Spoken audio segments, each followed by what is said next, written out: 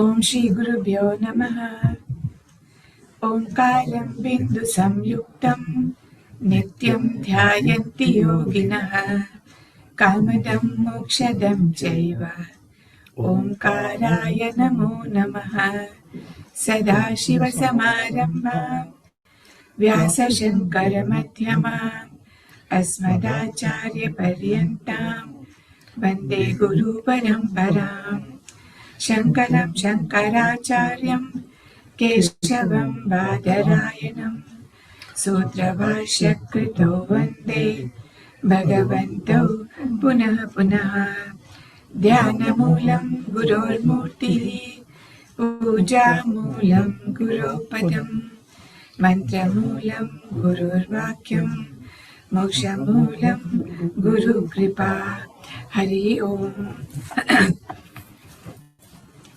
ఓం భద్రం కర్ణేభిః శృణుయామదేవాః భద్రం పశ్యేమాక్షభిర్యజత్రాః స్థిరైరంగైः స్తుష్टुवागुंसंस्तनूभिः व्यशेमदेवहितं यदायुः. स्वस्ति न इन्द्रो वृद्धश्रवाः स्वस्ति न पूषा विश्ववेदाः स्वस्ति नस्तार्क्ष्यो अरिष्टनेमिः स्वस्ति नो बृहस्पतिर्ददातु. ओम शांति शांति शांति. ओम भद्रं कर्णेभिः शृणुयाम देवाः भद्रं पश्येमाक्षभिर्यजत्राः स्थिरैरङ्गैः स्तुष्ट्वागुंसस्तनूभिः व्यशेम देवहितं यदायुः. स्वस्ति न इन्द्रो वृद्धश्रवाः स्वस्ति न पूषा विश्ववेदाः स्वस्ति नस्तार्क्ष्यो अरिष्टनेमिः स्वस्ति नो बृहस्पतिर्दधातु. ओम शांति शांति शांति. समस्त जन कल्याणे निरतं करुणामयं नमामि चिन्मयं देवं सद्गुरुं ब्रह्मविद्वरं सद्गुरुं ब्रह्मविद्वरं. हरि ओम. నిన్న మనం విరాట్ పురుషుడి యొక్క అంగములు చూసాం. దీలోకం శిరస్సు అని, సూర్యచంద్రాదులు కళ్ళు అని అవన్నీ చూసాం. పృథ్వీ అనేటిది పాని. ఈ అంగములన్నీ చూసిన తర్వాత వీటి గురించి ప్రకటిత వేదాలే వాక్కులని చూసిన తర్వాత ఈయనే మా అందరిలో ఉంటూ శ్రోత మంత విజ్ఞాత ద్రష్ట అని చెప్పుకున్నాం. చూసేవాడు, ఆలోచించేవాడు, ఆయన్ని వాడే అని చెప్పుకున్నాం. అది అంతేకాకుండా ఈ పంచాగ్నుల ద్వారా సంసారంలోకి ప్రవేశించి జీవిస్తున్నటువంటి జీవులందరూ కూడా ఆ పురుషుడి నుంచే వచ్చిన వాళ్ళు అని చెప్తున్నారు. అంటే ఆ పురుషుడి నుంచే ఈ సమస్తమైన జీవకోటి ఉద్భవించింది పంచాగ్ని ద్వారా. పంచాగ్నుల ద్వారా ఈ భూమి మీదకి అవతరించినటువంటి జీవులందరూ కూడా, స్థూల శరీరాన్ని ధరించినటువంటి జీవులందరూ కూడా పంచాగ్నుల ద్వారా ఆ తత్వం నుంచే బయటకు వస్తాయి. వాళ్ళు అక్కడి నుంచే ఉద్భవించి ఈ భూమి మీదకి దిగి పడుతున్నారు, భూమి మీద పడుతున్నారు చెప్పుకోవచ్చు అని జరిగింది. ఇప్పుడు పంచాగ్ని అంటే ఏమిటి? ఇది ఇప్పుడు మంత్రం. తస్మాదగ్ని సమిధో యస్య సూర్యః సోమాత్ పర్జన్య ఔషధయః పృథివ్యాం పుమాన్ రేతః సించతి యోషితాయాం బహ్వీః ప్రజాః పురుషాత్ సంప్రసూతాః.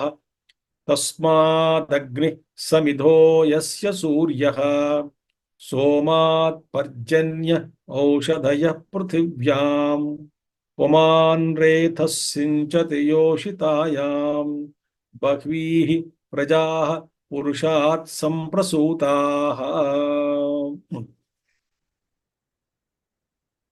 ఇప్పుడు ఈ పంచాగ్ని అంటే ఏమిటి? మనం నేను చెప్పుకున్నాం. పంచాగ్ని అంటే ఏమిటంటే, పంచాగ్నుల ద్వారా అంటే ఏమిటంటే, మనిషి శరీరం వదిలిన తర్వాత ఈ పంచాగ్నుల ద్వారా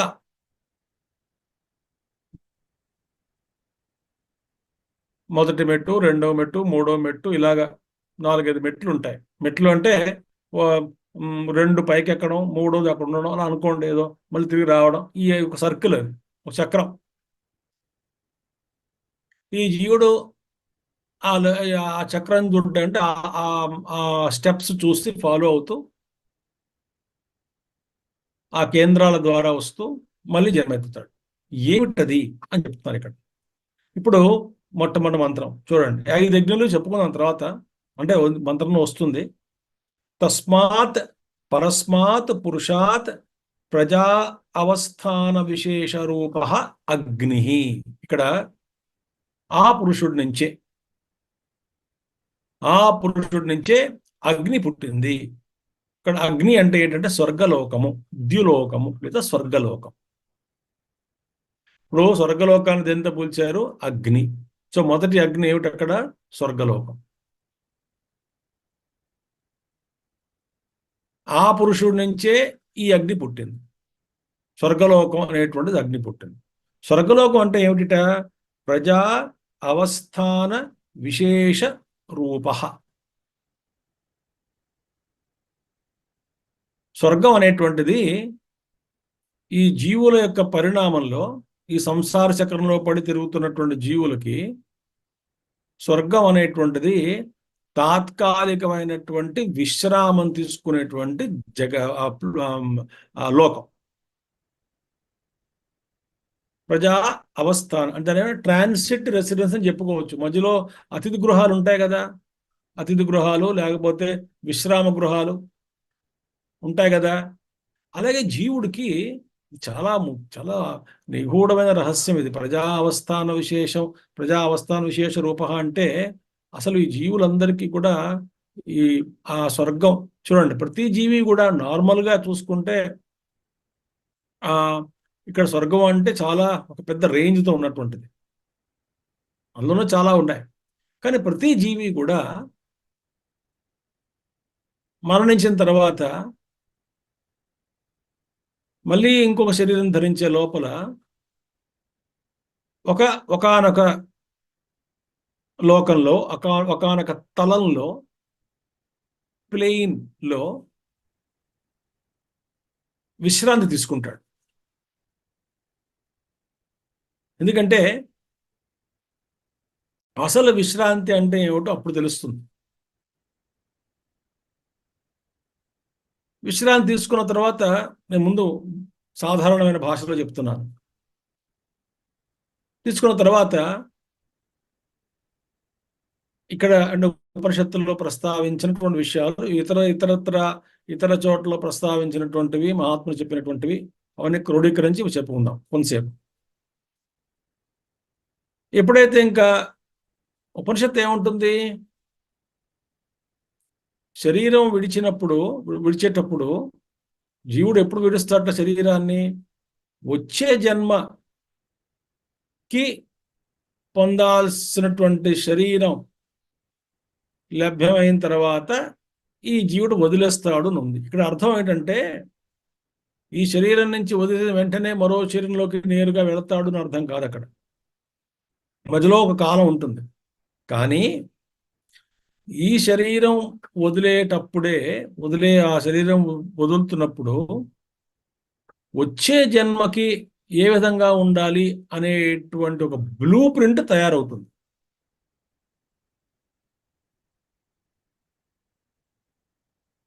ఇప్పుడు అది లేకుండా ఇంటిలోంచి ఎవడు బయటికి రాడు కదా. యాత్రకు వెళ్తున్నాం, ఈ ఊరిని వేరే ఊరికి వెళ్తున్నాం, మామూలుగా ఏమిటనుకుంటాం, ఎక్కడ హోటల్ బుక్ చేసుకోవాలి ఏమిటి, మామూలుగా అక్కడికి వెళ్ళి వెతుక్కుందాం. ఆ పద్ధతి ఇక్కడ కుదరదు. కాబట్టి ఒక విధమైన ఒక నిర్ధారణ అవుతుంది. అంటే ఈ విధమైన జన్మ తీసుకుంటాం, ఈ విధంగా ఉండాలి, ఒక మోటామోటి అంటాం హిందీలో, సుమారుగా ఒక నిర్ణయం అవుతుంది. ఆ నిర్ణయం అయిపోయిన తర్వాత ఒక బ్లూ ప్రింట్ నిర్ణయం, ఒకటి అవుట్లైన్ ఫార్మ్ అయిపోతుంది. అది అర్థం అక్కడ. వచ్చే శరీరం ఇక్కడ శరీరాన్ని వదిలి వెంటనే వచ్చే జన్మ శరీరం రెడీగా ఉన్నప్పుడు ఇప్పుడు వదులుతాడు జీవుడు శరీరాన్ని వదిలి, ఆ శరీరాన్ని పట్టుకుంటాడు అనేటువంటి ఉపనిషత్తు వాక్యం యొక్క అర్థం ఇది.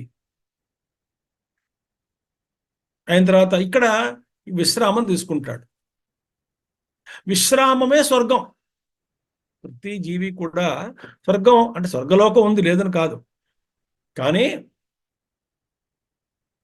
అంత పెద్ద పుణ్యం చేయకపోయిన వాడు చేయనప్పటికీ కూడా, చూడండి, ఒక బండి యూటర్న్ తీసుకోవాలనుకోండి, ఆ యూటర్న్లో కొంతసేపైనా మెల్లగా ఆగాల్సి వస్తుంది కదా, అంటే ఎంత నెమ్మది అవుతుంది కదా.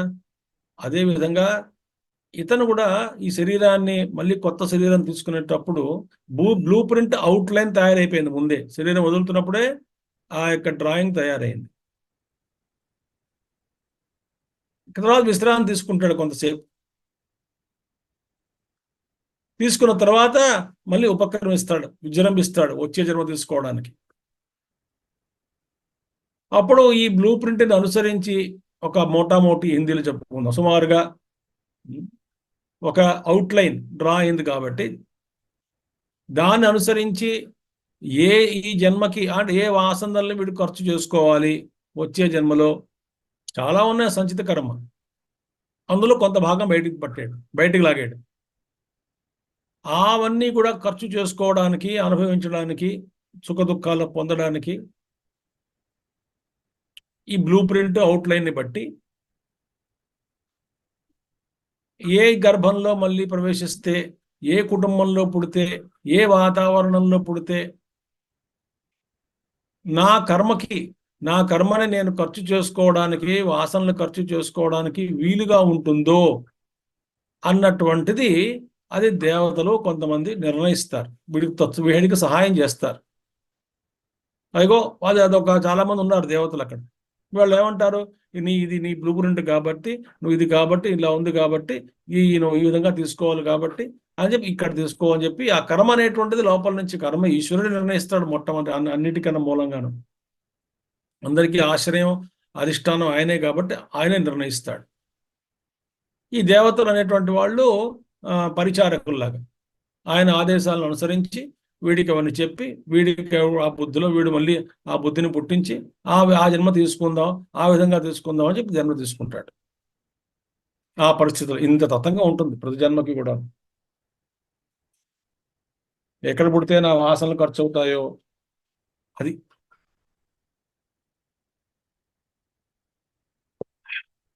ఇది కాబట్టి ఇక్కడ ప్రజా అవస్థాన విశేష రూప అంటే స్వర్గం అనేటువంటిది మొదటి అగ్ని.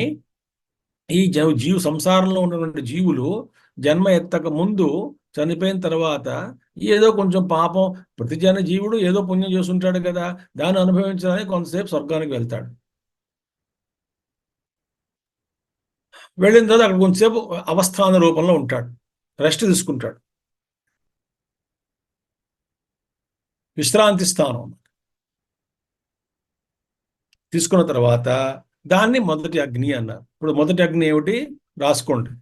మొదటి అగ్ని ద్యులోకము లేదా స్వర్గలోకము. మొదటి అగ్ని, అది మొదటి అగ్ని. దీన్ని ఏమన్నారు? స్వర్గలోకం. అదేమిటది? విశ్రాంతి తీసుకునేటువంటి స్థానం. ఎప్పుడు? జన్మ ఎత్తక ముందు, మళ్ళీ మరో జన్మ ఎత్తక ముందు విశ్రాంతి తీసుకునేటువంటి స్థానం స్వర్గం. అది మొదటి అగ్ని. సహ విశేష్యతే, ఆ అగ్ని గురించి విశేషణం అంటే అసలు అగ్ని గురించి ప్రస్తావిస్తున్నారు. అంటే ఏమిటో వివరిస్తున్నారు శృతి. ఏమిటది? సమిధో యస్య సూర్య సమిధ ఇవ సమిధ సూర్యేణ హి ద్యులోక సమిధ్యతే. ఇప్పుడు ఆ అగ్ని అనే మొదటి అగ్ని ఏది? స్వర్గం. ఆ స్వర్గానికి సమిధ ఎవరుట? సూర్యుడు. అంటే సూర్యుడు సమిధలాగా ఉన్నాడు ఈ మొదటి అగ్నికి. మొదటి అగ్ని అంటే ఏమిటి? స్వర్గం. అది బాగా వెలగాలి వెంటనే. మొదటి అగ్ని అంటే స్వర్గము. మళ్ళీ ఈ అగ్నికి ఆ సూర్యుడు ఏమిటండి? సమిధ. ఇది అగ్నిగా చూడొద్దు. మొదటి అగ్ని అంటే సూర్యుడు అని అర్థం, స్వర్గలోకం అని అర్థం. ఈ స్వర్గలోకానికి సమిధ ఎవరు? ఫ్యూయల్. సమిధ అంటే ఫ్యూయల్. ఎవరు అంటే సూర్యుడు. అదేమిటండి అంటే సూర్యుడే ఈ ద్యులోకాన్ని ప్రకాశింపజేస్తున్నాడు. సమిధ ఏమిటవుతుంది? తాను కాలుతూ కాంతినిస్తుంది కదా, అలాగే ఆ సూర్యుడు వెలుగుతూ ఆ స్వర్గాన్ని ప్రకాశింపజేస్తున్నాడు. అది sun is burning and illuminating the Swargaloka, heaven. కాబట్టి దాన్ని సూర్యుడిని దేంతో పోల్చారు? సమిధతో పోల్చారు. అయితే ఈ ద్యులోకానికి, ఏ ద్యులోకానికంటే స్వర్గానికి సూర్యుడే సమిధగా ఉన్నాడో, సమిధో యస్య సూర్య అగ్ని, యస్య సూర్య సమిధ. దేనికైతే ఏ స్వర్గము ఆ స్వర్గానికి సమిధ ఎవరు? సూర్యుడు ప్రకాశిస్తున్నాడు కాబట్టి అది అయింది. తర్వాత ఇంకా విషయం మాట చెప్తాను మీకు, చెప్పిందో లేదో నాకు తెలియదు. చాందోగ్యోపనిషత్తులో అందులో 8 అధ్యాయాలు ఉన్నాయి. మామూలుగా 6, 7 చెప్పుకుంటారు, ఎక్కువగా 6వ అధ్యాయం చెప్పుకుంటారు. తత్వమసి మహావాక్యం అందులో ఉంటుంది కాబట్టి 7 బాగుంటుంది, భూమ విద్య 8 బాగుంటుంది. ఆ మధ్య ముందు 5 ఉన్నటువంటి 5 అధ్యాయాలు ఉపాసనలు అనమాట. అందులో ఒక భాగం ఉన్నది.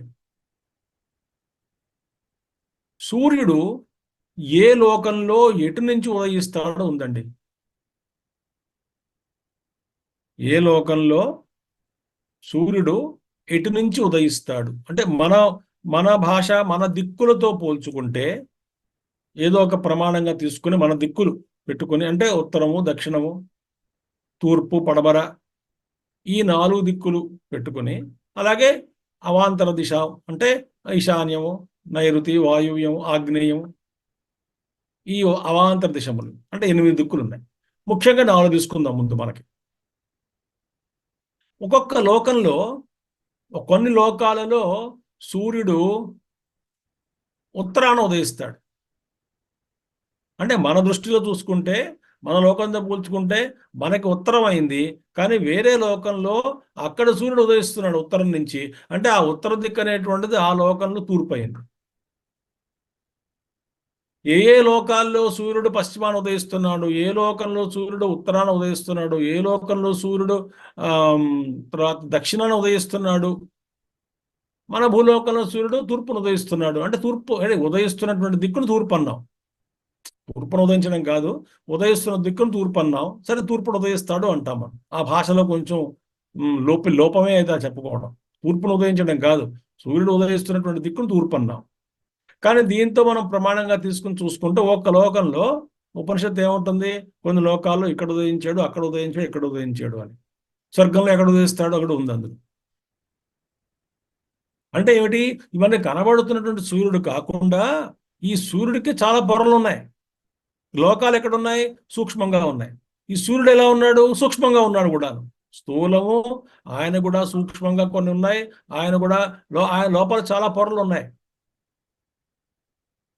సో మనకి భౌతికంగా కనబడుతున్నటువంటి భౌతిక శరీరీ అయినటువంటి సూర్యుడు ఎవడైతే ఉన్నాడో, సూర్య భగవానుడు అనేటువంటి వాడు విరాట్ రూపుడికి భౌతిక శరీరంగా ధరించినటువంటి ఆ భౌతిక శరీరం అంటే కనబడుతున్నటువంటి సూర్యుడు ఒక శరీరం, ఆ సూర్య మండలం ఒక శరీరం, గోళం మండలం శరీరం ఆయనది. అలాగే ఆయనకి ఇంకా చాలా శరీరాలు ఉన్నాయి లోపల. ఒక్కొక్క శరీరంలో ఆయనే ప్రకాశిస్తున్నాడు.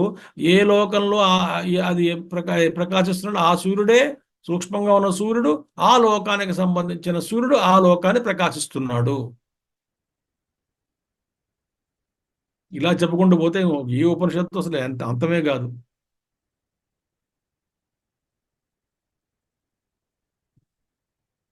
ఆయన కాలుతూ, అంటే ఆయన ప్రకాశిస్తూ సమిధలా ఉంటూ ఆ యొక్క స్వర్గాన్ని ప్రకాశింపజేస్తున్నాడు. స్వర్గలోకాన్ని స్వర్గలోకంలో కాంతి కావాలి. ఆ కాంతికి అన్ని సూర్యుడే మళ్ళీ మూలం.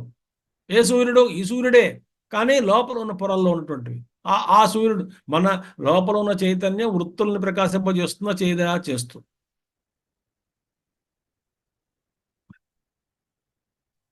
సూర్యేణ ద్యులోక సమిధ్యతే తతో హి ద్యులోకాత్ నిష్పన్నాత్ సోమాత్ పర్జన్య ద్వితీయ అగ్ని సంభవతి. అందులోంచి తతోహి ద్విలోకాత్ నిష్పన్నాత్, ఆ దేవలోకం నుంచి, అంటే దేవలోకం సూర్యుడిచే ప్రకాశం పడుతుంది కదా, ఆ ద్యులోకం నుంచి ఆవిర్భవించినటువంటి నిష్పన్నాత్, ద్యులోకాత్ నిష్పన్నాత్ సోమాత్, చంద్రుడు పుట్టాడు.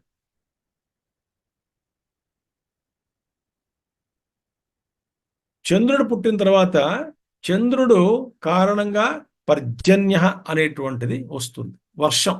చంద్రుడు సోముడు కారణంగా కలిగేటువంటి వర్షం, వర్షం అనేటువంటిది ద్వితీయ అగ్ని. ఈ వర్షం అనేది రెండవ అగ్ని. సో మొదటి అగ్ని ఏమిటి? మొదటి అగ్ని మనకి ఏం చెప్పుకున్నాం? సూర్యలోకం. కాబట్టి రెండవ తతోహి ద్యులోకాత్ నిష్పన్నాత్ సోమాత్ పర్జన్యో ద్వితీయ అగ్ని సంభవతి. మేఘం అనుకోండి, మేఘం. ఆ తర్వాత తస్మాత్ పర్జన్యాత్, పర్జన్యం అంటే మేఘం. ఇక్కడ ఆ మేఘం అనేది రెండవ అగ్ని. సో మొట్టమొదటి అగ్ని సూర్యలోకము, స్వర్గలోకము. రెండవ అగ్ని మేఘము, చంద్రుడి నుంచి ఉద్భవించినటువంటి పర్జన్యం అంటే మేఘం. ఇక్కడ ఆ మేఘం అనేది రెండవ అగ్ని. మేఘం నుంచి వర్షం వస్తుంది అనుకోండి, ఆ మేఘం వల్ల వర్షం కలుగుతుంది. కాబట్టి మేఘం ఏమిటి? రెండవ అగ్ని. ఆ రెండవ అగ్ని వల్ల తస్మాచ్చ పర్జన్యాత్ ఔషధయ పృథివ్యాం సంభవంతి. ఆ మేఘాలు మళ్ళీ వర్షంగా మారి భూమి మీద వర్షిస్తుంది. ఆ వర్షముల ద్వారా మనకి భూమి మీద ఏం కలుగుతాయి? ఔషధులు పుట్టాయి. పృథివ్యాం సంభవంతి. అన్ని ఔషధులు అంటే ఇగో ఆహారాలు, అన్నీ కూడాను, చెట్లు, చేమలు, ధాన్యాలు అన్ని ఔషధులే. ఈ ఔషధులు పుట్టాయి భూమి మీద. సో ఔషధులు ఏమైంది? మూడవ అగ్ని అయింది. ఔషధులు మూడవ అగ్ని, మేఘము రెండవ అగ్ని, స్వర్గము మొదటి అగ్ని. స్వర్గాన్ని ఏమన్నా మనం? అవస్థాన రూపం, విశేష రూప. ట్రాన్సిట్ రెసిడెన్స్, ట్రాన్సిట్ మోటల్ అంట. మోటల్ అని, మోటల్ అంటే ఏమిటి? Transit resting place. Motel, MOTEL. Room ఇస్తారు, 5-6 గంటలు పడుకోవచ్చు, భోజనం చేయొచ్చు, వెళ్ళిపోవచ్చు. అలాగే ఈ మూడవ అగ్ని వచ్చింది. మూడవ అగ్ని ఏమిటి? ఔషధులు సంభవంతి. ఔషధీభ్య పురుషాగ్నౌ హుతాభ్య ఉపాదాన భూతాభ్య. ఈ ఔషధులు ఏమవుతాయి? ఉపాదాన కారణం అవుతుంది, మెటీరియల్ కాజ్ అవుతుంది. ఉపాదాన కారణం. ఉపాదాన కారణం అంటే ముడి పదార్థం కారణం, మెటీరియల్ కాజ్. అది ముడి పదార్థం తయారైంది ఈ భోజనం. ఇది ఆ పురుషుడు ఏం చేస్తాడు? పురుషుడు అనేవాడు 4వ అగ్ని. ఈ ఔషధాలు తింటాడు, భోజనం చేస్తాడు. ఎందులో? పురుషాగ్నౌ. పురుషుడు అనేటువంటి అగ్నిలో ఈ ఔషధులు ఆహుతి చేయబడ్డాయి. అది అంటున్నారు ఇక్కడ. ఔషధిభ్య పురుషాగ్నౌ హుతాభ్య. పురుషుడు అనేటువంటి అగ్నిలో ఈ ఔషధులు ఆహుతి చేయబడ్డాయి. అంటే ఇప్పుడు భోజనం చేస్తున్నాడు. అప్పుడు అది ఏమిటైంది? ఆహారం ఏమైంది? తింటున్న ఆహారం, ఔషధులు ఉపాదాన కారణమైంది. ఉపాదాన కారణమైంది అంటే మెటీరియల్ కాజ్ అయింది. ఈ ఉపాదాన కారణం వీడు భోజనం చేసిన తర్వాత అందులోంచి ఒక రసం పుట్టి, ఆ రసం నుంచి వీర్యం, అందులోంచి ఆ యొక్క విత్తనం వస్తుంది లోపల శరీరంలో. ఈ యొక్క పురుషుడి శరీరంలో ఆ బీజం తయారవుతుంది. ఉపాదాన భూతాభ్య పుమాన్ అగ్ని. ఈ అగ్ని, పురుషుడు అగ్ని, 4వ అగ్ని. మొదటి అగ్ని స్వర్గం, రెండవ అగ్ని మేఘం, మూడవ అగ్ని ఔషధులు, 4వ అగ్ని పురుషుడు, పుమాన్ అగ్ని. ఈ అగ్ని అందులోంచి రేతస్సు సించతి యోషితాయాం. వీడు భోజనం చేసిన తర్వాత ఆ వీర్యం తయారవుతుంది, అందులో ఆహుతి, అందులో రేతస్సు, సీడ్,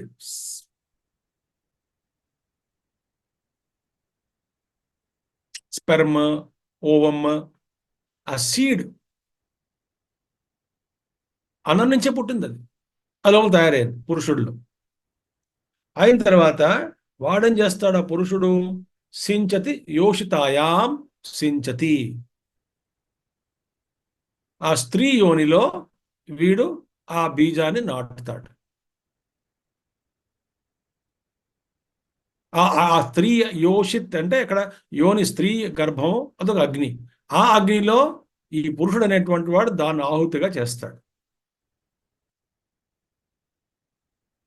యోషితాయాం యోషితి యోషాగ్నౌ స్త్రియాం ఇది. ఆ స్త్రీలో, ఆ యోనిలో ఈ పురుషుడు ఏం చేస్తాడు, ఆ బీజాన్ని, ఆ రేతస్సుని అందులో ఒక ఆహుతిగా వేసి ఆ అగ్నిలో, స్త్రీ యోని అనే ఒక అగ్నిలో ఈ ఆహుతిని అందులో వేస్తాడు.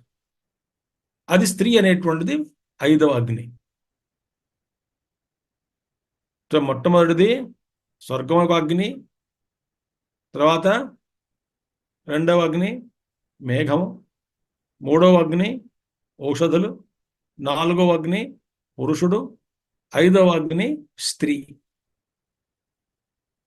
ఈ విధంగా ఈ జీవుడు ఆ ఉపాదాన కారణం తయారై ఆ విధంగా జీవుడు మళ్ళీ భూమి మీదకి వస్తాడు. ఇది సంసార చక్రం. తర్వాత యోషితాయాం యోషితి యోషాగ్నో స్త్రియాం ఇది. ఏవం క్రమేణ, ఈ విధమైనటువంటి ఈ క్రమంలో బహ్వీహి బహ్వీ మీన్స్ బహ్వ్యాహ అంటే చాలా మంది, బహ్వీహి అంటే బహ్వ్యాహ ప్రజాః బ్రాహ్మణాద్యాః పురుషాత్ పరస్మాత్ సంప్రసూతాః సముత్పన్నాః.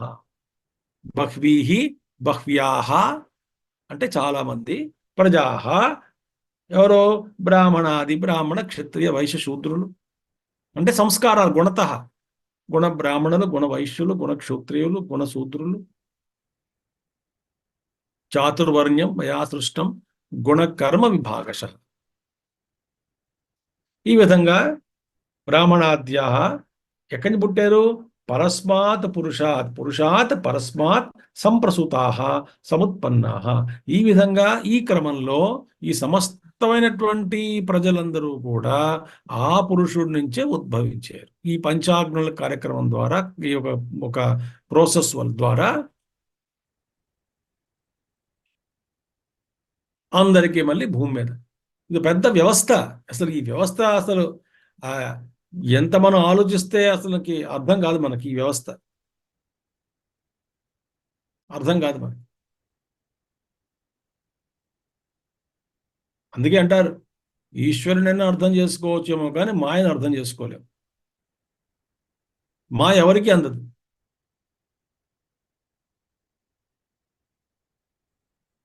అంటే ఏమిటి, విశ్వం. అందుకే సర్వం యజ్ఞే ప్రతిష్ఠితం అంటాడు 3వ అధ్యాయంలో కృష్ణుడు. ఏవం ప్రవర్తితం చక్రం నానువర్తయ అఘాయుర్య మోహం పార్థ సజీవతి. తర్వాత ఏంటది, అన్నాద్ భవంతి భూతాని పర్జన్యాదన్న సంభవ, యజ్ఞాద్ భవతి పర్జన్యో యజ్ఞ కర్మ సముద్భవ, యజ్ఞ బ్రహ్మోద్భవం విద్ధి, యజ్ఞ కర్మోద్భవం విద్ధి, కర్మ కర్మ యజ్ఞ యజ్ఞ సముద్భవ, కర్మ సముద్భవ, కర్మ బ్రహ్మోద్భవం విద్ధి, బ్రహ్మాక్షర సముద్భవం.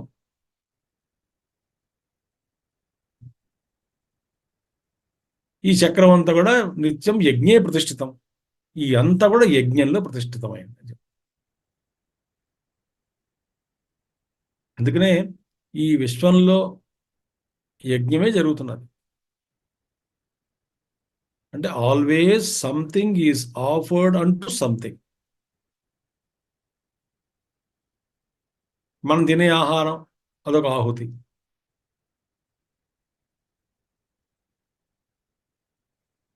మనం ఏం మాట్లాడినా అదొక ఆహుతి, చేసిన అదొక ఆహుతి. దేని యందో సమర్పింపబడుతున్నది యజ్ఞభావం.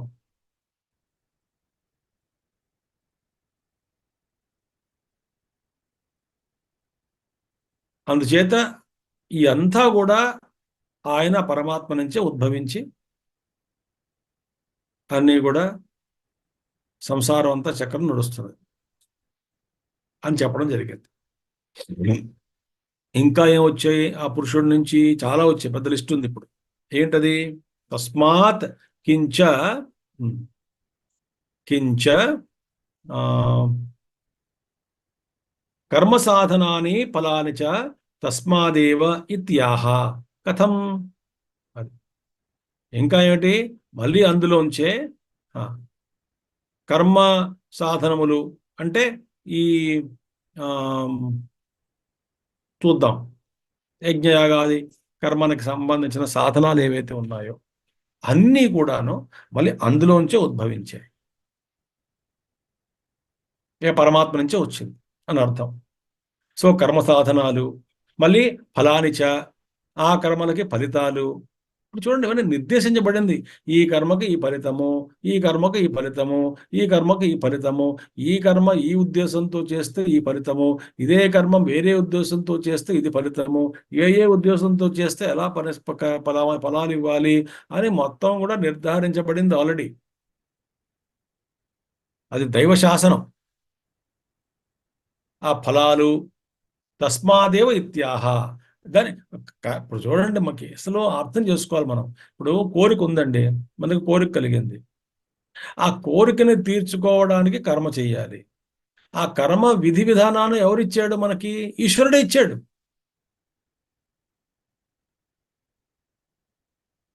ఈశ్వరుడే చెప్పాడు, నీకు ఇది కావాలా, ఇది చెయ్యాలి, ఇది చేసే విధానం ఇది, ఈ ఫలితం ఇది, ఈ భావంతో చేస్తే ఈ ఫలితం, ఇలాంటి భావంతో చేయకపోతే ఈ ఫలితం రాదు. ఈ వ్యవస్థ కూడా కర్మ ఫలితాలు, ఈ వ్యవస్థ కూడా అందులోంచి వచ్చినటువంటిది. ఇందులోంచి ఆ పరమాత్మ నుంచి వచ్చినటువంటిది అని చెప్తున్నారు ఇక్కడ.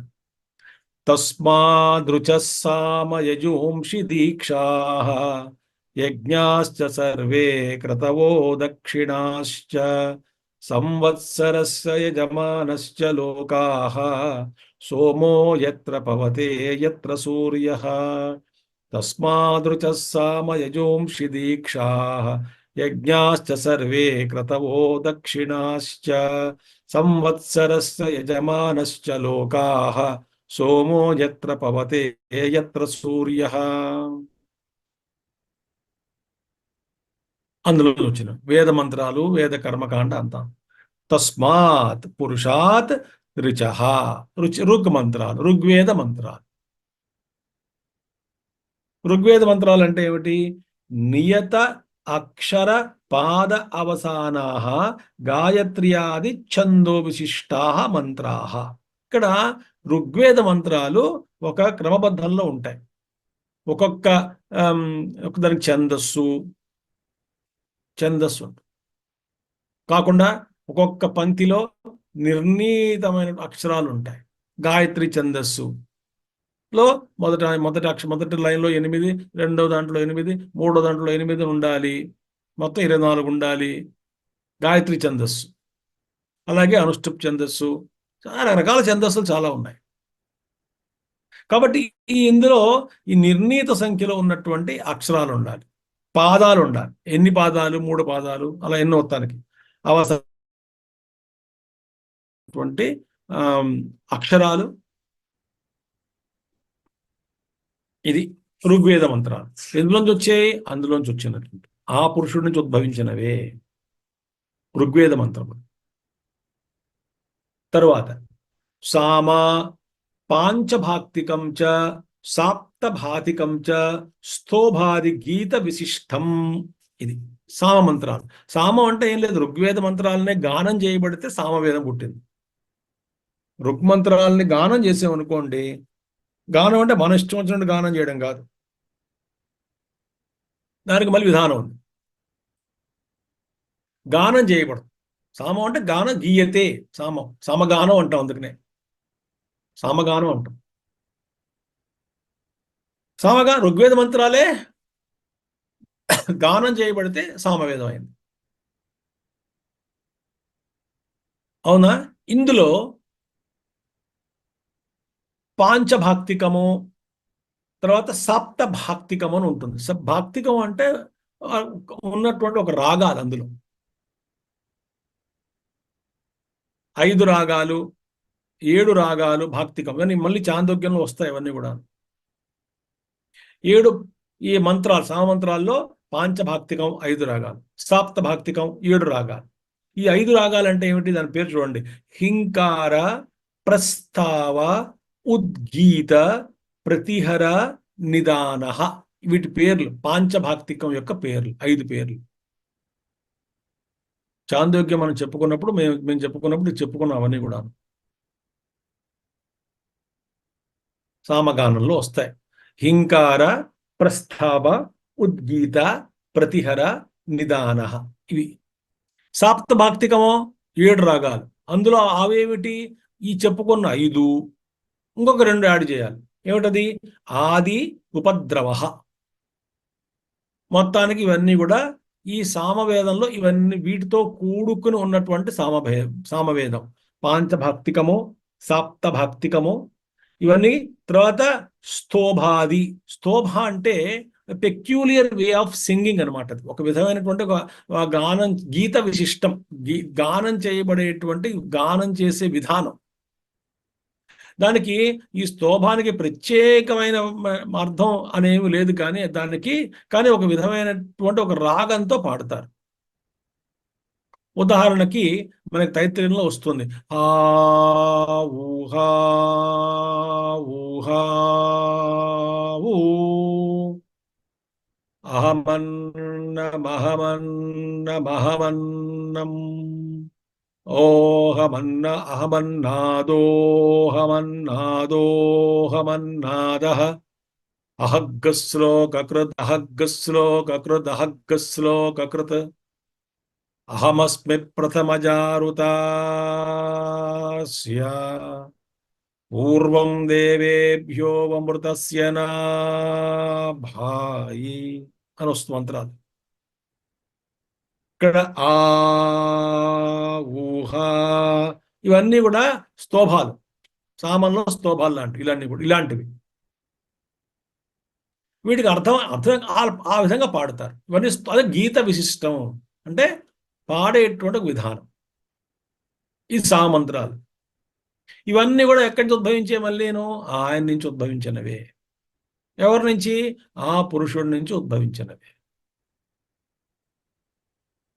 తర్వాత ఋగ్వేదం అయిపోయింది, సామవేదం అయింది. ఇంకేమిటి? యజుర్వేదం, యజూంషి, యజుర్ మంత్రాలు. అవి ఎలా ఉన్నాయి? అనియత అక్షరపాద అవసానాన్ని వాక్య రూపాన్ని. దీనికి యజుర్వేదంలో ఒక క్రమబద్ధమైన నియమబద్ధమైనటువంటి నిర్ణీత సంఖ్యలో ఉండాలి అనే నియమం లేదు యజుర్వేదకి. ఋగ్వేదం ఉంది, యజుర్వేదం ఋగ్వేదం, యజుర్వేదం. అక్కడ ఒకసారి కొన్ని వాక్యాలతో ఓం సహస్రశీర్ష పురుష చిన్న వాక్యం. కొన్ని వాక్యాలు పెద్ద పెద్ద వస్తాయి. నమో రుద్రేభ్యో ఏ పృథివ్యాం ఏ అంతరిక్షే ఏ దివ్యేషామన్నం వాతో వర్షమిషవస్తేభ్యో దశ ప్రాచేర్ దశ దక్షిణా దశ ప్రతేచేర్దశోదే చేర్దశోర్ధ్వాస్తేభ్యో నమస్తే మృడయంతు తేయం దిష్మో యశ్చ నోద్వేష్టం భోజం భేదధామి. పెద్ద వాక్యం, ఇదో పెద్ద వాక్యం. మొదట్లో ఓం నమో భగవతే రుద్రాయ, చిన్న వాక్యం. కాబట్టి అనియత అక్షర పాద అంటే దానికి పాదాలు కానీ ఇవన్నీ కూడా నిర్ణీతమైనటువంటి అలాంటి సంఖ్యలు లేనటువంటి వాక్యాలు, పాదములు కానీ ఉన్నటువంటిది వాక్య రూపంలో ఉన్నటువంటివి, వాక్య రూపాన్ని. అది యజుర్వేద మంత్రాలు ఆ విధంగా పుట్టాయి. యజుర్వేద మంత్రాలు కూడా ఆ విధంగా ఉన్నటువంటి యజుర్వేద మంత్రాలు కూడా ఆ పురుషుడి నుంచే పుట్టాయి, ఉద్భవించాయి. ఏవం త్రివిధాహ మంత్రాహ. ఈ విధంగా ఋగ్మంత్రములు, యజుర్మంత్రములు, సామంత్రములు అందులోంచి పుట్టినటువంటివి. ఇంకేమిటి? దీక్ష, ఇది కూడా అక్కడి నుంచి వచ్చినటువంటిది. దీక్ష పూనే అంటాం. దీక్ష పూనే అంటే ఒక కంకణం కట్టుకోవడం, మౌంజల్యాది లక్షణ. అవన్నీ మన కర్మకాండలో చేస్తారు. అవి కట్టుకోవడం, అలాంటివన్నీ కూడా. నడుం కట్టుకోవడం, కొన్ని చేతికి కట్టుకోవడం. పవిత్రం అంటాం. చేసి పవిత్రం పెడతాం. దీక్ష ఒకటి. ఆ పవిత్రం ఉన్నంతసేపు దీక్షలో ఉన్నట్టు లెక్కది. పవిత్రం ధృత్వా అని వస్తుంది కర్మకాండ మంత్రాలన్నీ కూడా.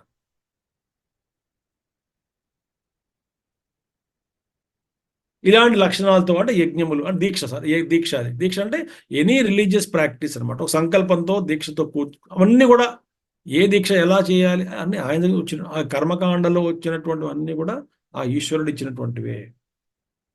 కర్తృ నియమ విశేష అది అంటే ఇవన్నీ కూడా కర్తృ అంటే యజ్ఞం చేసేటువంటి వాడు, యజ్ఞకర్త పాటించాల్సినటువంటి నియమ విశేష దీక్ష. తర్వాత యజ్ఞాశ్చ సర్వే అగ్నిహోత్రాదయ. యజ్ఞము అంటే అగ్నిహోత్ర, రకాల అగ్నిహోత్రాలు, ఎన్నో మంత్రాలు, అందులో వేయాల్సిన ద్రవ్యాలు వేరు, ఆ మంత్రాలు వేరు, అంటే ఆహుతులు వేరు వేయాలి, మనం ఆహ్వానిస్తున్నటువంటి దేవతలు వేరు.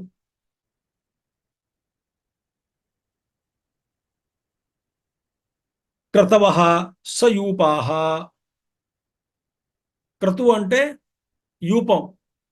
యూపం అంటే ఏదో ఒక స్తంభాన్ని కట్టి అక్కడ యూపం, యజ్ఞయూపం, దానికి బలి పశువును కట్టడము ఆ క్రతువులు చేసేవాళ్ళు. కొన్ని యజ్ఞాలు సయూపాహ, కొన్ని యజ్ఞాలు యూపముతో కూడుకుని ఉన్నవి, కొన్ని యజ్ఞాలు యూపము లేకుండా ఉన్నటువంటివి. ఒక స్తంభాన్ని పెడతారు అక్కడ కట్టి, అది అక్కడ దానికి పసుపు అది వేసి బొట్లు పెట్టి పెడతారు, నిలబెడతారు. యజ్ఞయూపం అంట. సయూపాహ. తర్వాత దక్షిణాలు. దక్షిణ కూడా యజ్ఞం ఆ ఈశ్వరుడి నుంచి వచ్చిన దక్షిణం అంటే చేసిన ఋత్వికులు దక్షిణ ఇవ్వాలి. ఏదది? ఏక గవాది అపరిమిత సర్వస్యాంత. ఏదో ఒక గోవు దానం చేయడం, లేదా మొత్తం దానం చేయడం. విశ్వజిత్ యాగం ఉంది కదా, విశ్వజిత్ యాగం నచికేతుడు యొక్క తండ్రి చేశాడు. ఆ యాగం అలాంటి యాగం చేస్తే ఇంకేం ఉంచుకోకూడదు మన దగ్గర, అన్ని ఇచ్చేయాలి. ఉన్నవన్నీ best of the things should be donated or dedicated or offered to the Brahmanas. తిరిగి వస్తాను రాను అని చెప్పుకుంటాం, భూలోకం అనేటువంటి ఉండాలి కదా. ఆ భూలోకంలో సృష్టింపబడాలి, ఆ భూలోకంలో పొందదగినటువంటి కొన్ని సుఖములు కానీ దుఃఖములు కానీ అనుభవించాలి. దాని ద్వారా కూడా కర్మని మనం క్షయం చేసుకోవాలి. వీటన్నిటికీ ఉపలభ్యంగా ఉండేటువంటి ఒక భూలోకం తయారవ్వాలి. ఆ భూలోకం ఉండాలంటే సృష్టించిన ఎవరు? ఈశ్వరుడు. కాబట్టి లోకాహ తస్య కర్మఫలభూతాహ తే విశేష్యంతే. ఆ లోకాలు తస్య కర్మఫలభూతే విశేష్యంతే, వాడి గురించి అవి ఆ లోకాలను వివరిస్తుంది శృతి. ఏమిటది? సోమో యత్ర యేషు లోకేషు పవతే పునాతి లోకాన్. కొన్ని లోకాలండి చంద్రుడు పునీతం చేస్తాడు, కొన్ని లోకాలని సూర్యుడు పునీతం చేస్తాడు. అది చెప్తున్నారు. సోమో యత్ర యేషు లోకేషు పవతే పునాతి, పవిత్రం చేస్తూ ఉంటాడు చంద్రుడు కొన్ని లోకాలని. అంటే దక్షిణ మార్గం, దక్షిణాయన లోకాలన్నీ కూడా చంద్రుడు పవిత్రం చేస్తూ ఉంటాడు. అంటే చంద్రుడు ఆధీనంలో ఉంటాయి. తర్వాత లోకాన్ యత్ర యేషు సూర్య తపతి, సూర్య తపతి చ తే చ దక్షిణాయన ఉత్తరాయణ మార్గద్వయగమ్య విద్వద్ అవిద్వత్ కర్తృఫలభూతాః. అంటే కొన్ని లోకాలు దక్షిణాయనంలో దక్షిణ మార్గంలో ఉన్నటువంటి లోకములన్నీ కొన్ని, అవి ఎవరు అనుభవిస్తారు? పుణ్యం కర్మల ద్వారా బాగా పుణ్యం సంపాదించి, జ్ఞానం లేదు, కర్మ ఉంది, ఉపాసన ఎక్కువ చేయలేదు, వాళ్ళు కర్మలు బాగా చేశారు. వాళ్ళందరూ కూడా ఈ చంద్రుడి అధీనంలో ఉన్నటువంటి, చంద్రుడు పునీతం చేస్తున్నటువంటి లోకాలు ఏవైతే ఉన్నాయో దక్షిణ మార్గంలో, పితృలోకము ఇత్యాది, అందులో వెళ్ళిపోతారు. వెళ్ళి కొంతకాలం అక్కడ ఉన్న తర్వాత మళ్ళీ తిరిగి వస్తారు భూమి మీద. పెద్దవాళ్ళు ఏమంటారంటే, సిద్ధ పురుషులు యోగులు కూడాను,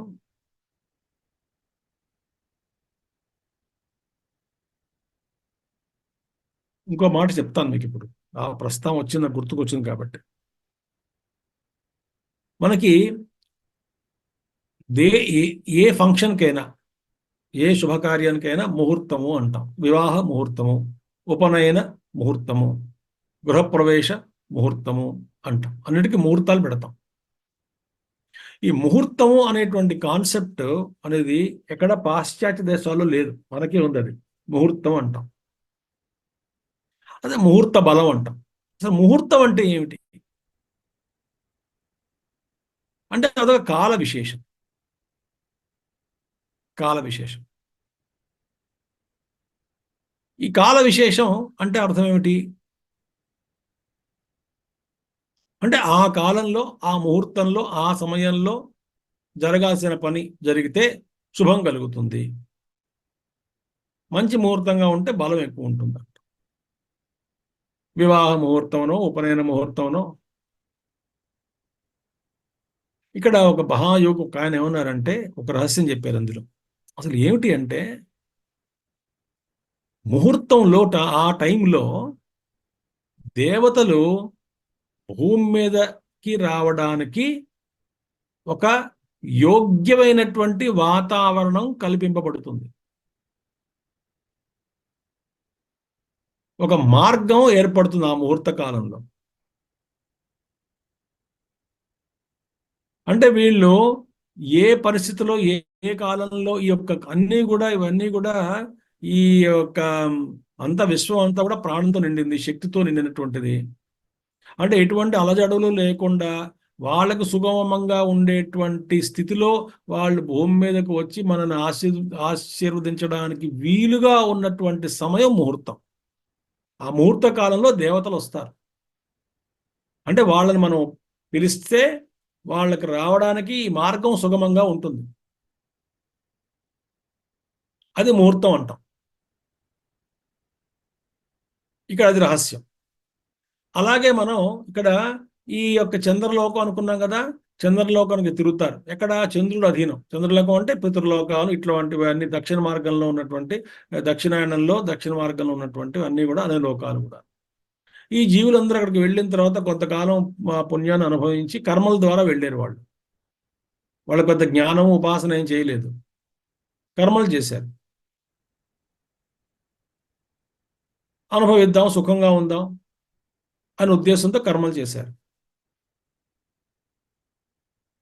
వాళ్ళు తిరిగి భూమి మీదకి వస్తారు ఆ పుణ్యం పూర్తయిన తర్వాత. జాగ్రత్తగా వినండి. ఇప్పుడు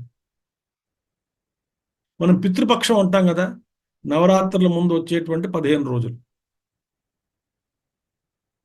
ఆ పితృపక్షం అంతమైన వెంటనే నవరాత్రులు, శరన్నవరాత్రులు ప్రారంభం అవుతాయి.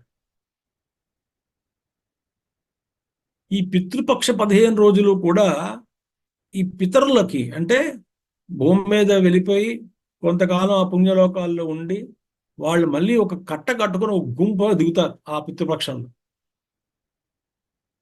ఆ పితృపక్షంలో చాలా మంది ఈ యొక్క జీవులు, పితరులు మళ్ళీ శరీరాన్ని ధరించడానికని భూమి మీదకి, భూమి వాతావరణంలోకి ప్రవేశిస్తారు. ఎలా వస్తారు? గుంపులుగా వస్తారు ఆ పై నుంచి, ఆ పై లోకాల నుంచి.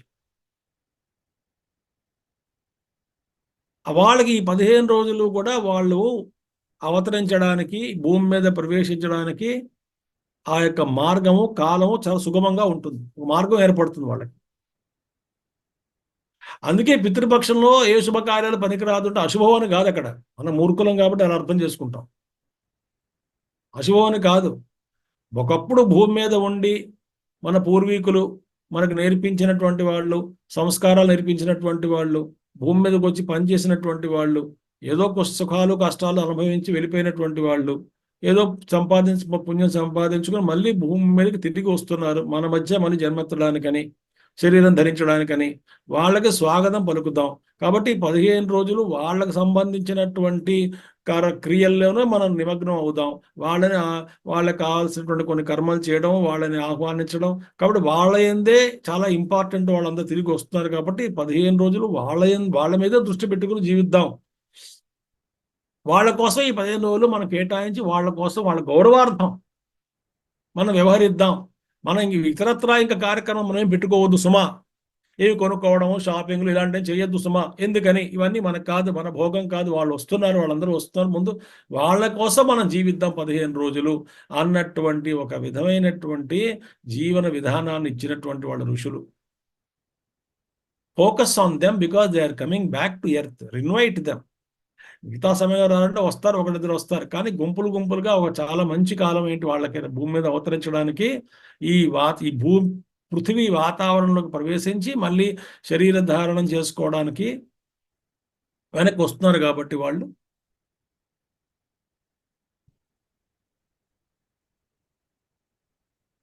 అది పితృపక్షం అంటే. మనం ఏమిటి, పితృపక్షం అశుభం, ఏం చేయకూడదు, ఏం కొనకూడదు, ఏం తినకూడదు. తినకూడదు అంటే అది గుడికి వెళ్ళకూడదు, ఇక్కడ చేయకూడదు, శుభకార్యాలు చేయకూడదు. పిచ్చి పితృపక్షం ఏమిటండి? ప్లీజ్ అటెండ్ టు దెమ్ అని అర్థం అక్కడ.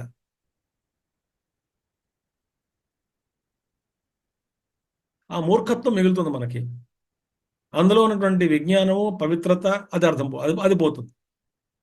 అందుకే మన సాంప్రదాయంలో దహనం కూడా సంస్కారం అని అన్నారు, చూసారా? సంస్కారం, అది కూడా దహన సంస్కారమే. ఆ తర్వాత చేసేటువంటి కర్మ కూడా అలాంటిదే. కర్మండి చేస్తున్నాం, ఇంకేం పనులు చేయకూడదు 11 రోజులు 13 రోజులు అంటే, అవును, వాళ్ళకి సంబంధించినటువంటి పాపం ఒకరోజు మన మధ్య ఉండి మనకు సహాయం చేసి మన కోసం కష్టపడి వెళ్ళిపోయారు కదా. కాబట్టి వాళ్ళకి కొంచెం ఒక విధమైనటువంటి ఒక పరిస్థితిని, సిచ్యువేషన్ కల్పిద్దాం వాళ్ళకి. వాళ్ళ కోసం కొంత దానం చేయడమో, వాళ్ళ కోసం కొంచెం జపం చేయడమో, వాళ్ళ కోసం కొన్ని కర్మలు చేయడమో, వాళ్ళ మార్గం బాగా ఉండాలి, సుగమంగా ఉండాలి, మీరు మళ్ళీ భయపడకుండా ఉండండి, ఆరోగ్యంగా ఉండండి, ఆ లోకంలో కూడాను మానసిక ఆరోగ్యం, కంగారు వద్దు. మీకు ఇక్కడి నుంచి మంత్రముల ద్వారా, కొన్ని క్రియల ద్వారా మీకు మేము కొంత ఒక విధమైనటువంటి సపోర్ట్ సిస్టమ్ని మేము క్రియేట్ చేస్తాం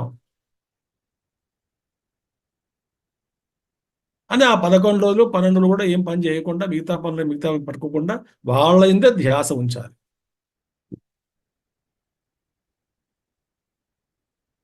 ఇంక ఇతరులతో కలవడం, మాట్లాడుకోవడము, ఇళ్ళకి వెళ్ళడం ఇవన్నీ చేయకుండా మీరు మీ ఇంట్లోనే ఉండి వాళ్ళకి ఆయనకు వెళ్ళిపోయిన ఆయన గురించి, వెళ్ళిపోయిన ఆవిడ గురించో, ఆవిడ కోసం బతకండి 11, 12 రోజులు. వాళ్ళు సంతృప్తిగా ఉండాలి, ఏ లోకంలో ఉన్నారు వాళ్ళ కోసం ప్రార్థన చేయండి. దీన్నే వేరే వేరే మన సాంప్రదాయాల్లో కూడా బార్డో జర్నీ అంటాం, మన వేరే బుద్ధిజం వాటిలో కూడా.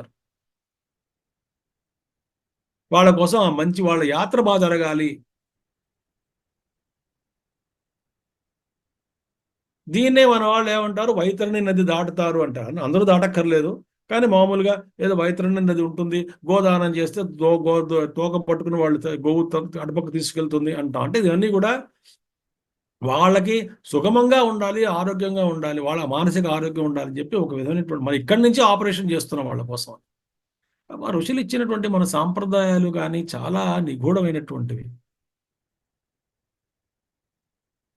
అందుకే శ్రద్ధయా దీయతి శ్రాద్ధం అన్నారు. ఎందుకంటే మనం చెప్పుకుంటూ వస్తున్నాం, ఇక్కడ పితృలోకం వచ్చింది, వాళ్ళు దక్షిణాయనం వచ్చింది, ఉత్తరాయణం వెళ్తే ఇంకా ఆ ఊర్ధ్వలోకానికి వెళ్ళిపోతారు, వాళ్ళు తిరిగి రారు ఇంకా భూమి మీదకి రారు. అంటే ఉత్తరాయణ లోకాలకు కొంతమంది వస్తారు అవసరం ఉంటే, మళ్ళీ చాలా చాలా అన్ని విధాలు మనం చెప్పుకోలేం కదా. కానీ మామూలుగా వాళ్ళు ఏం చేస్తారు, ఈ తపోలోకానికి అక్కడ తపస్సు చేయడం, అక్కడి నుంచి ఇంకా పైకి వెళ్ళడం, బ్రహ్మలోకానికి అక్కడి నుంచి మళ్ళీ ముక్తి పొందడం, వాళ్ళు సహజంగా వెనక్కి రావడానికి ఇష్టపడరు. అంత పుణ్యం చేసుకుంటే స్వర్గాన్ని దాటాలి కదా. స్వర్గం వరకు కూడా చాలా ఈ ఎర్త్రిప్పుల్ ఉంటుంది. స్వర్గాన్ని కూడా ఛేదించగలిగితే ఊర్ధ్వలోకి వెళ్ళిపోతాం. ఇంకా ఆ స్వర్గం పైన ఉన్నటువంటి ఊర్ధ్వలోకాలు కొన్ని ఉన్నాయి. జీవుడుగా ఉంటాడు వాడు, సూక్ష్మ శరీరం ఉంటుంది, కానీ ఆ ఛేదించుకుని అందులోకి వెళ్తాడు. వెళ్ళిన తర్వాత మళ్ళీ అక్కడ తపస్సు చేసుకుంటూ ఆ లోకాల్లో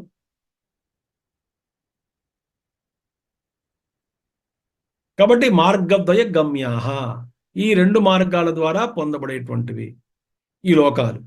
ఈ 2 మార్గాల ద్వారా పొందబడేటువంటి లోకాలు కూడా ఆయా కర్మ ఫలితాలను అనుభవించడానికి సృష్టించబడ్డాయి. ఎవరు సృష్టించారు? ఎందులో ఉత్పన్నమయ్యాయి? ఆ పురుషుడి నుంచే ఉత్పన్నమయ్యాయి. విద్వద్ అవిద్వత్ కర్తృఫల భూతాహ, తెలుసుకున్నవాడు, తెలియనటువంటి వాడు, పామరుడు, తర్వాత జ్ఞాని. పండితుడు, పామరుడు. జ్ఞాని ఏం చేస్తాడు?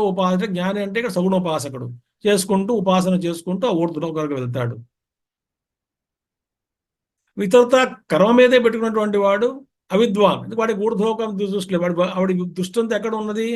ఈ దృష్టికి మోఘాశ మోఘ కర్మాణ, వాడు కర్మ చేస్తాడు, కర్మ చేస్తున్నాడు, పుణ్యాన్ని అనుభవిస్తాడు, కానీ ఇదే నిజం అనుకుంటాడు. చాలా మంది అంటారు, నేను సంపాదించుకుంటున్నాను, తింటున్నానండి, మీకేం వచ్చింది అంటారు. నేను హాయిగా సంపాదించుకుంటున్నాను, హాయిగా అనుభవిస్తున్నాను, హాయిగా తింటున్నాను అంటాడు తప్ప, మన పక్కవాడు కొంచెం బాగున్నారు, బాగోలేరు, వాళ్ళకి సహాయం చేద్దాం, ప్రపంచానికి కొంచెం దాన ధర్మాలు చేద్దాం, మనం తగ్గించుకుని ఇంకోటికి ఇద్దాం అని ఆ బుద్ధి ఉండదు.